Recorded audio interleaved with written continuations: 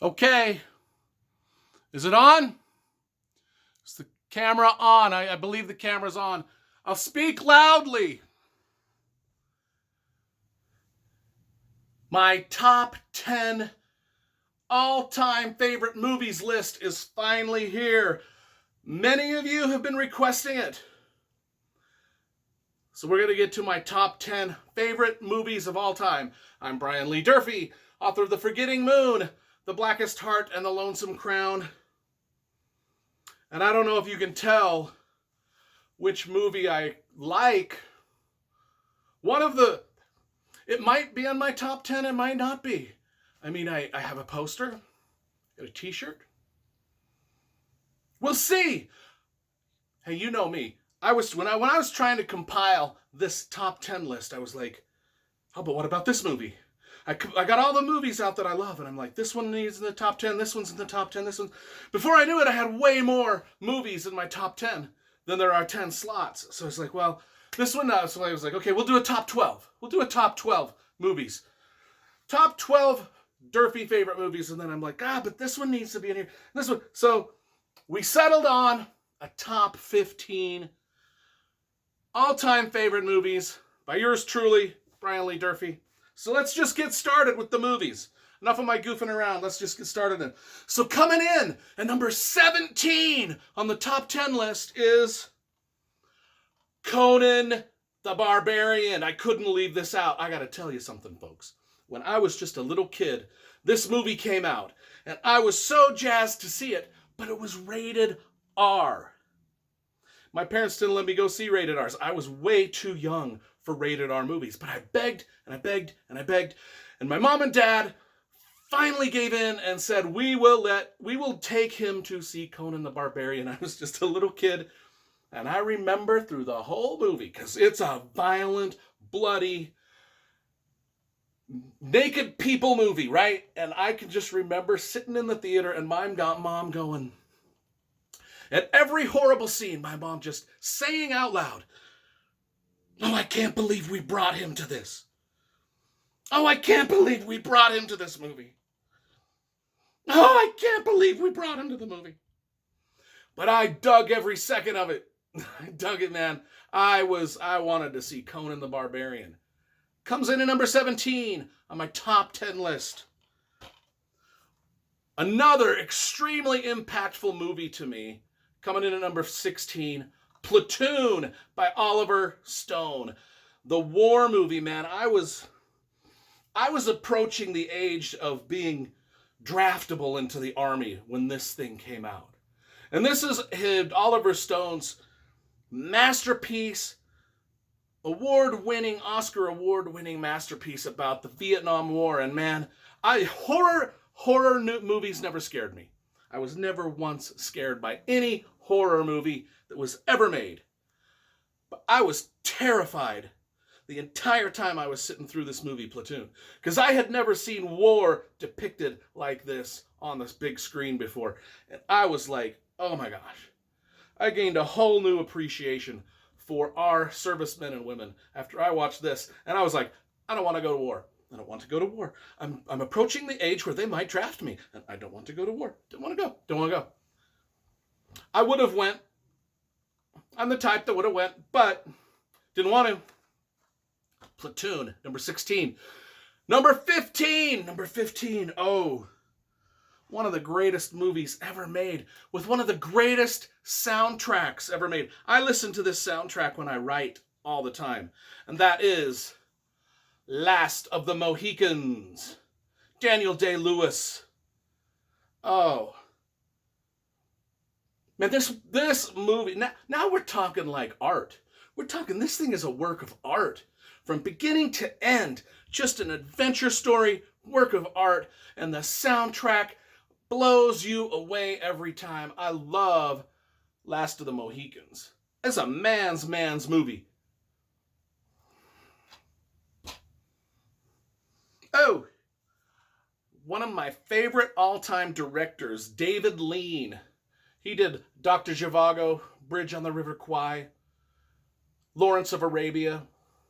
All movies which probably should be in my top 10. But I chose Lawrence of Arabia, the cinematography, the epic scope of David Lean movies is just unparalleled. Nobody has done it better since this guy. I love David Lean movies, and I think Lawrence of Arabia is his best work. Followed closely by Dr. Zhivago and The Bridge on a River Kwai. Can't go wrong with David Lean. Oh, just look at when you're watching this, just look at the desert landscapes that they filmed. There's only one comedy, 1.5 comedies on my list. I loved this movie when I was a kid. You know, there's some movies when they come on TV or when you just see them, you just stop what you're doing and you watch till the end.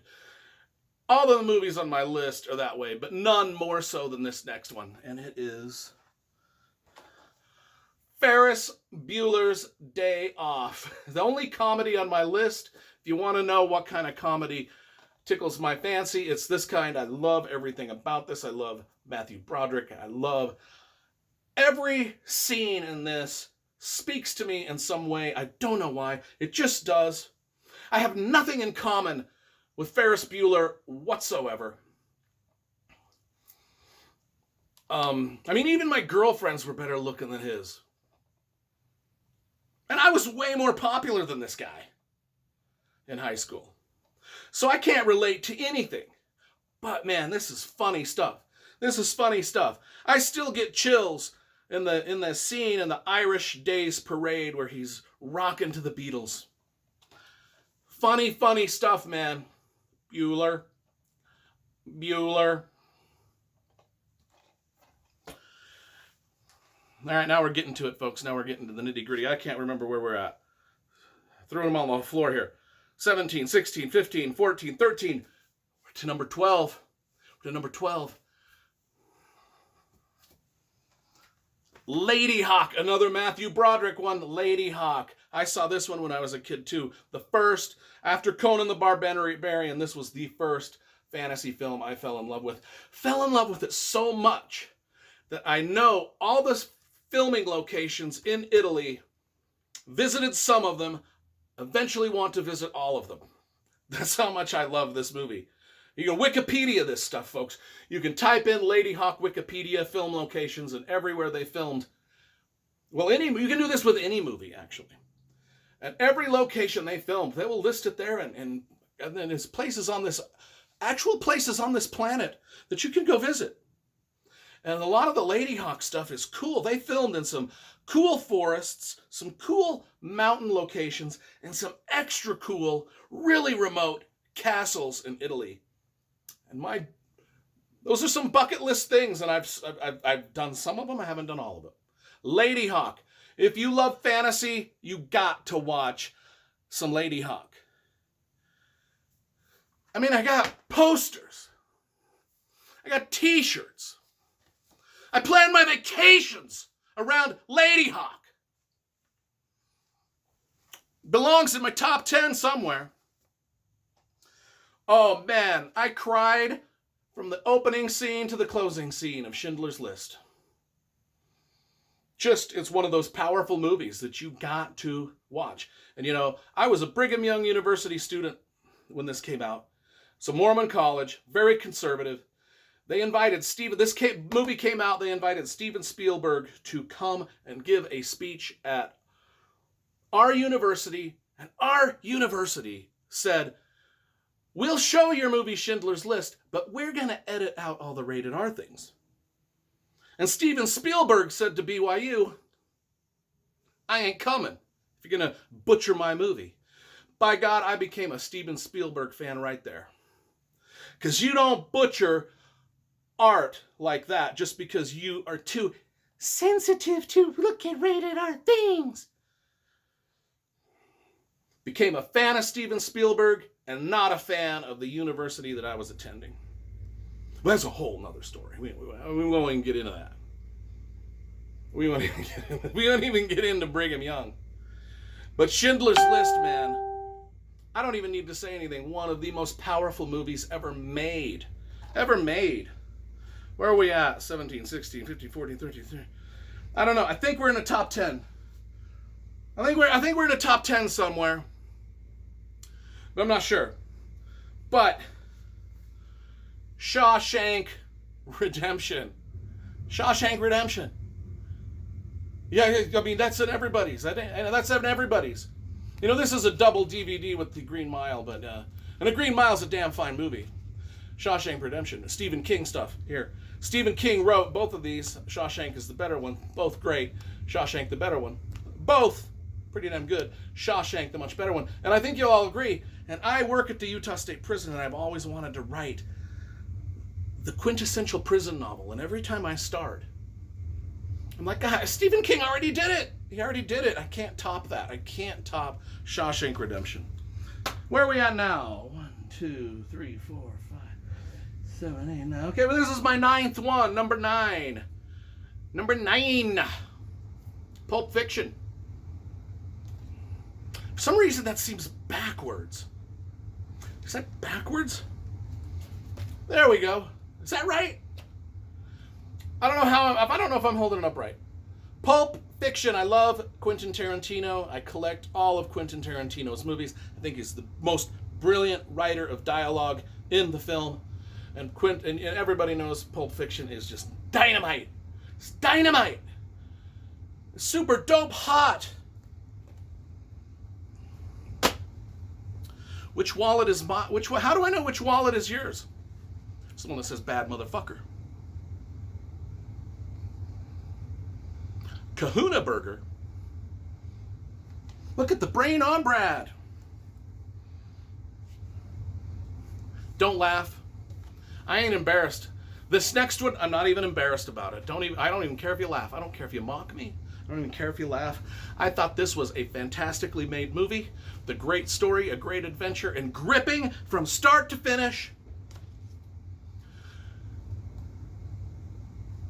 Paint me. Draw me like one of your little French whores. Is that the line? Titanic? Is that the line? Draw me like one of your French whores. I'm the king of the world! Oh, this is just a great movie. Anybody that doesn't think this is a great movie is just being a pretentious douche. Because it's a great fucking movie. Titanic. Titanic is put together perfectly. And if you didn't cry at the end of this, you're a lying sack of shit. Opposite end of the spectrum. The Unforgiven. Actually, I think it's just Unforgiven. There's no the. Unforgiven by Clint Eastwood, the greatest Western novel. No, that's not a novel. I'm holding up movies. We're doing top 10 movies. Greatest Western movie ever made. Well, actually, there might be one coming up on my list that might be better. But The Unforgiven deserves got nothing to do with it. Deserves got nothing to do with it, folks. God, I love this movie. This is the best Western. I mean, Clint Eastwood directing.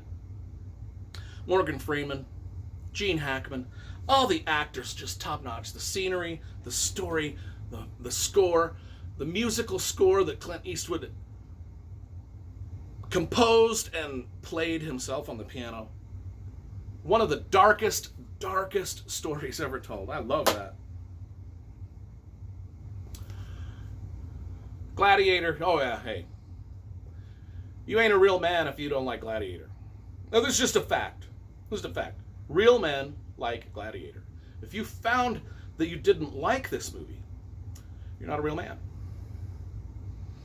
I mean, this is masculinity personified. Don't care what you say. Don't care if you hate that word. Gladiator is one badass movie. It just is. And it's filmed great. It's a Ridley Scott film, who's one of the greatest directors of all time. It's got great acting, great scenery, great fight, great story. Does it not entertain you? Does it not entertain you? Am I not merciful? Probably another one of the movies that had a huge impact on me. I am a World War II buff. I have been to Omaha Beach. You can see my videos of myself at Omaha Beach somewhere on my channel. I promise you folks, just type in my name, Brian Lee Durfee, and Omaha Beach, and there's a grip of videos of me walking around Omaha Beach, because this movie just stopped me cold in my tracks when I watched it, when I saw what the World War II soldiers went through to win the fight against the Nazis. When they stormed Omaha Beach in the opening scenes of this movie, there was nothing in film that had ever captured the horrors of war like that since Platoon, and Saving Private Ryan one-upped that. And the story, not only that, but the story was great, the acting was great, Tom Hanks did a great job, Steven Spielberg did a great job of making this movie. The greatest war movie ever made, Saving Private Ryan. Now, where are we at? That's number... Oh, this is number 5. This is number 5, so we're getting up there, folks. We're getting there. Dances with Wolves. One of the most beautiful films ever created. I love this thing more than you can imagine. I went to the theater. When this came out, I went to the theater probably 20 times and watched this. I just thought it was great. And I've got the extended version, which has an hour of extra footage. Probably too much. I like the theatrical edit that Kevin Costner did. It makes the movie much more mysterious and frightening in a lot of ways. His extended director's cut took away a lot of the mystery. So I do like the theatrical cut of this a lot more than the extended cut. But Dances with Wolves, it's just one of the most beautifully filmed, beautifully written stories ever told. I love it. Not Dumb Bear, Dunbar. No, not Dumb Bear, not Dumb Bear, Dunbar. Not Dumb Bear, Dunbar. Tatanka.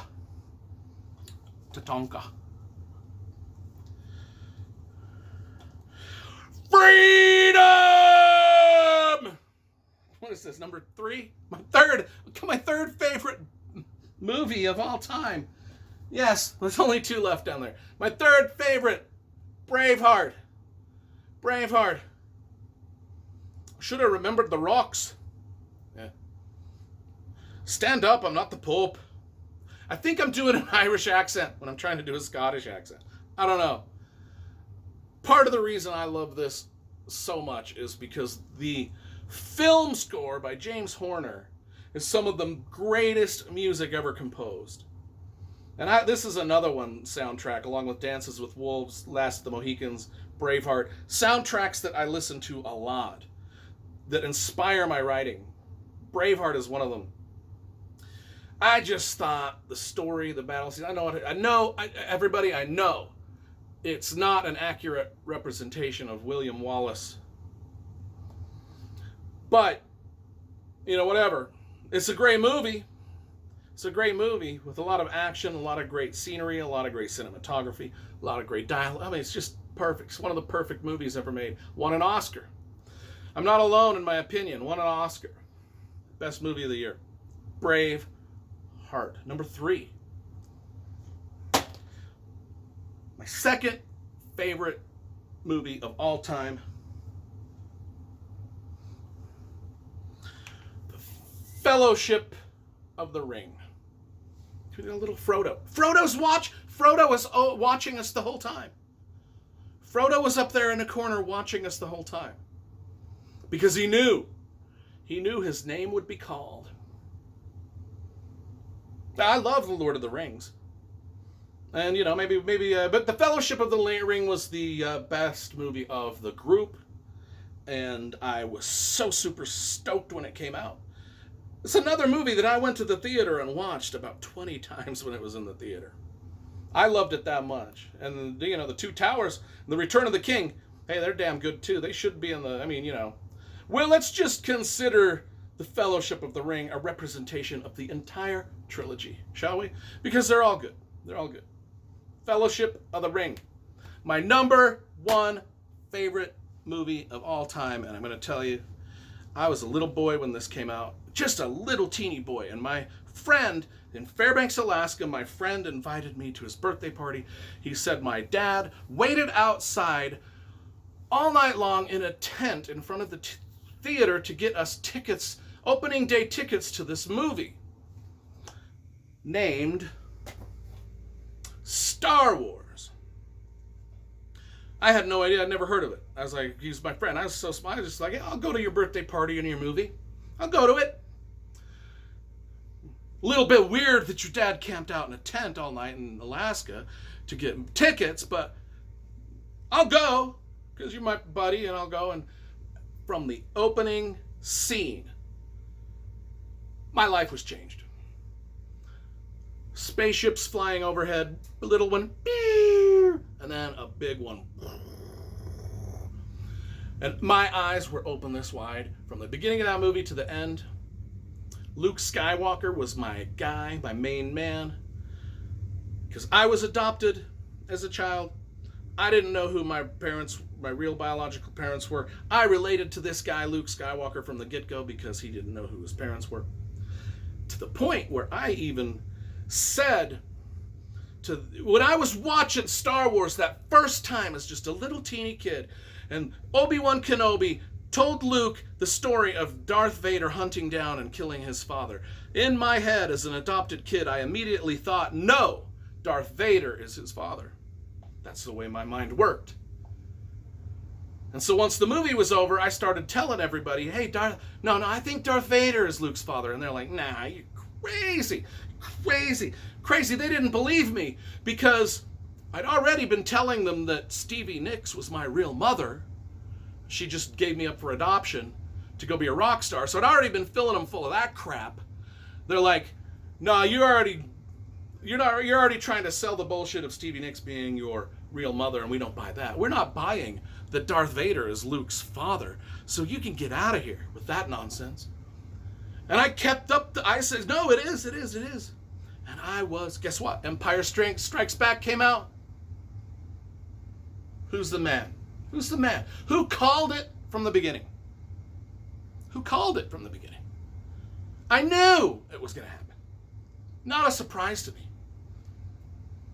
Star Wars: A New Hope. My favorite movie of all time. It changed my life when I saw it as a young kid. My life was never the same again. And anybody that was in that situation back in 1977 as a young person, from the age of, I'd say, 5 to 15, that saw the movie, you saw magic happen.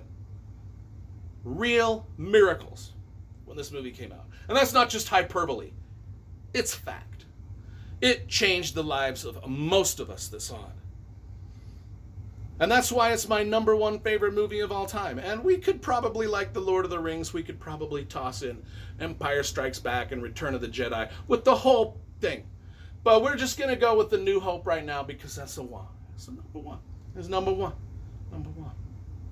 So that's my top 10 list. Hope you enjoyed it. If you agreed with some of these or disagreed with some of these, that's cool. Go ahead and do that in the comments below. I have no problem with people not liking my taste in movies. They're all mostly movies that I saw when I was a younger guy, but that's okay. I think the movies that people are making now are dog shit, but that's just me. But I'm becoming an old cranky man. Becoming a middle-aged, cranky, old son of a bitch. I like the old stuff. Star Wars especially. That's my top 10.